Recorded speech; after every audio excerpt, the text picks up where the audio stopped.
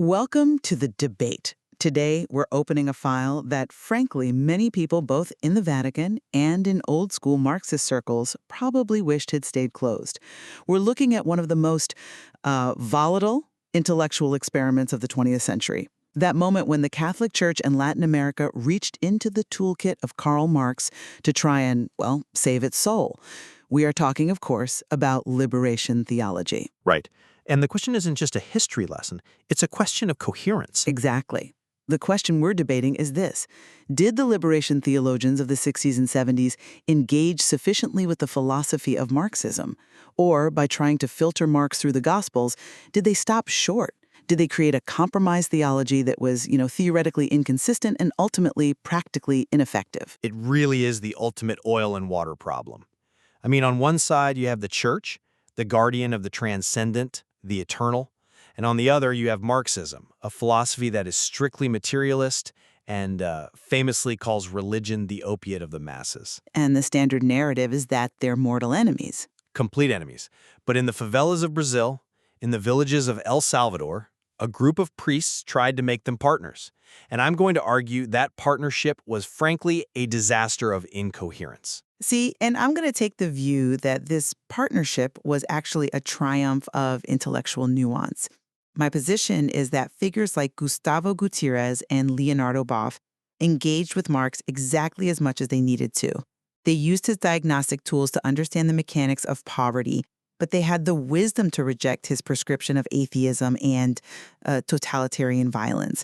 They threaded a needle that I think saved the conscience of the church. And I'm going to take the opposing view that what we saw was cafeteria Marxism. You simply cannot accept Marx's diagnosis of history, which is fundamentally atheistic and materialist, and then just paste God back on top of it like some kind of garnish. By rejecting the revolutionary cure that Marx prescribed, liberation theology failed to achieve its goals. It offered a contradictory half measure that couldn't stand up to scrutiny from the Vatican, nor could it actually liberate the poor. It was, I think, a failure of nerve.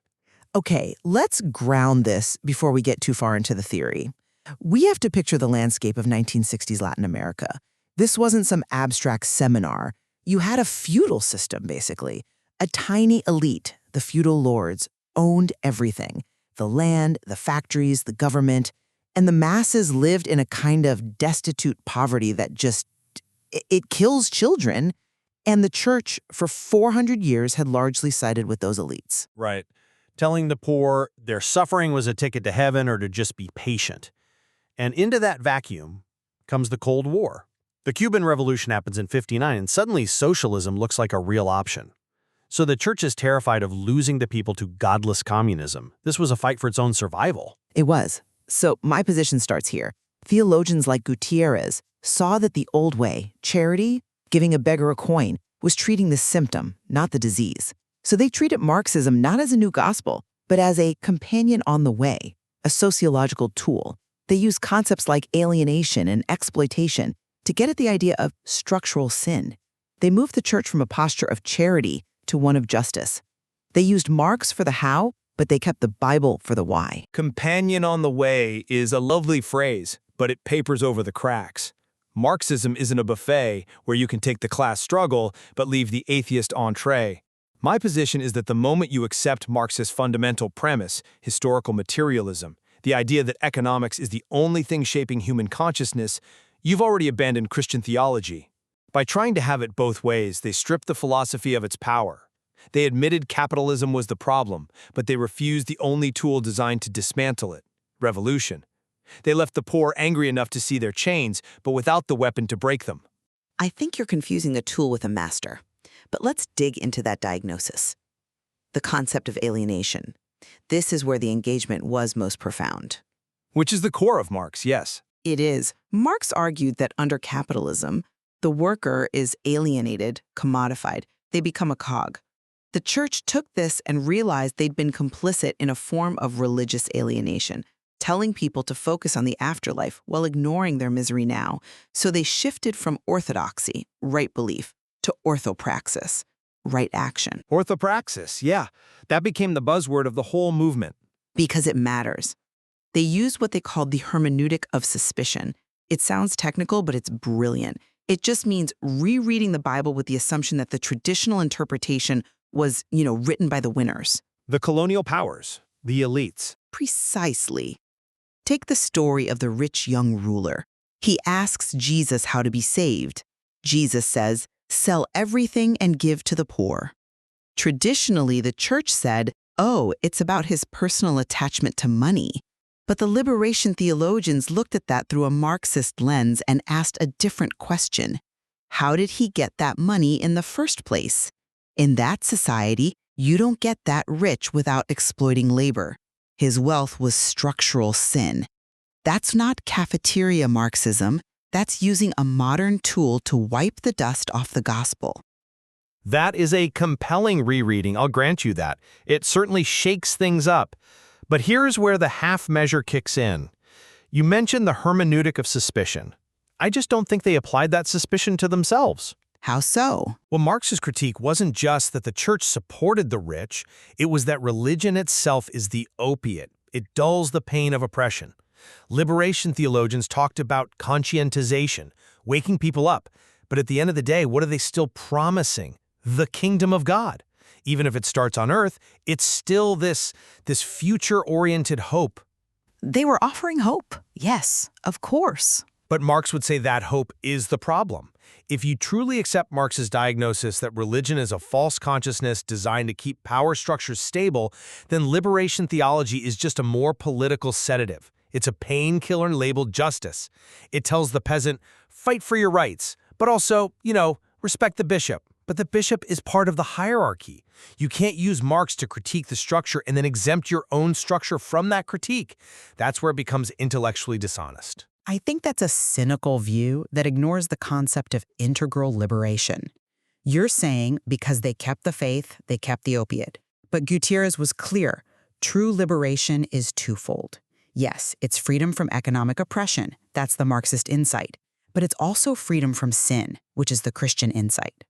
But can you have both, or do they cancel each other out? You must have both. If you go full Marx and get rid of the spiritual dimension, you don't get liberation. You get the Soviet Union.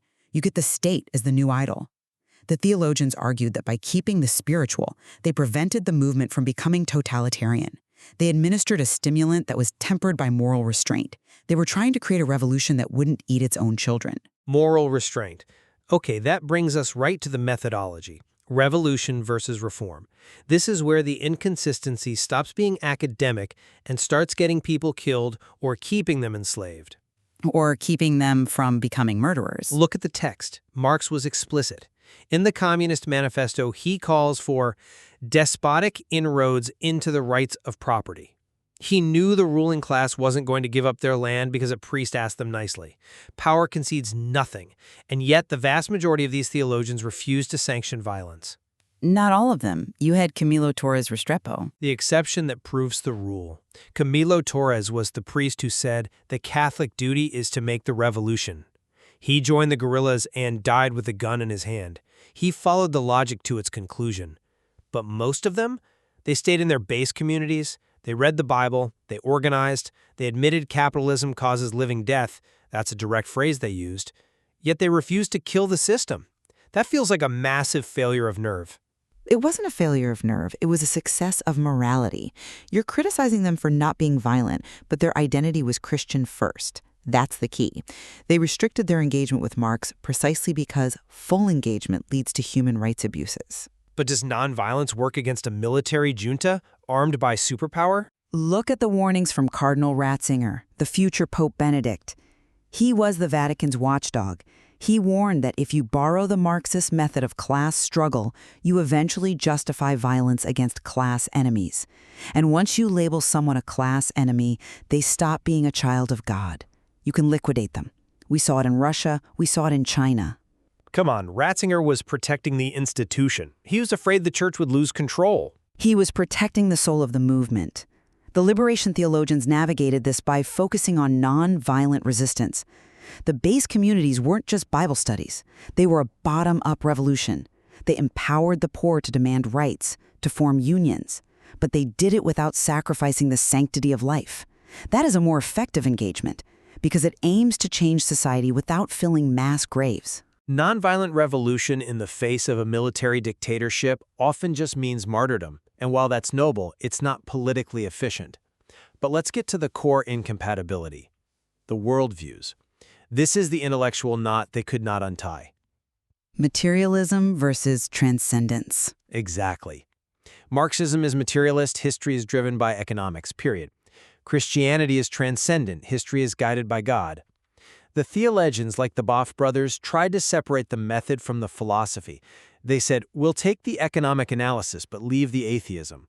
But Ratzinger and even secular Marxists would argue you can't do that. Why not? We do it in science all the time. You can use Darwinian evolution to understand biology without becoming a social Darwinist. Because Marxism isn't a science like biology. It's a totalizing worldview. It claims to explain everything. If you start analyzing people as purely economic units, defined by their class, you erode the Christian idea of the individual soul. You end up with what Ratzinger called reductionism, reducing the kingdom of God to a political party. They tried to mix oil and holy water. The result was a theology so theoretically incoherent that the Vatican could easily dismantle it. They built a house on sand. I think the medical analogy is the strongest defense here, and it's one Boff himself used. The doctor and the scalpel, right. Right. If a doctor uses a scalpel that was invented by an atheist, does that make the doctor an atheist? Of course not. They used the tool to heal. Boff argued Marxism offered methodological pointers. It showed them how poverty was constructed, how profit was extracted from the worker. A scalpel is neutral. A political philosophy is not. But the analysis can be separated from the metaphysics. You can accept that capitalism tends toward monopoly without accepting that God is dead. They engaged with Marx exactly enough to diagnose the idolatry of capital, the worship of money, without engaging so much that they committed the idolatry of the state. That is an incoherence. That is discernment. Okay, but let's talk practical outcomes. Did the patient survive the surgery? Marxists are all about praxis, real-world results. So what happened? What do you mean? Latin America is still largely capitalist. The wealth gap is still massive. The revolution they hoped for never really happened. You could argue that because they didn't go all the way, capitalism just adapted. It offered just enough reform to let the steam out, and the movement fizzled. They barked, but they refused to bite, so the structures survived. I completely disagree that it failed just because it didn't create some socialist utopia.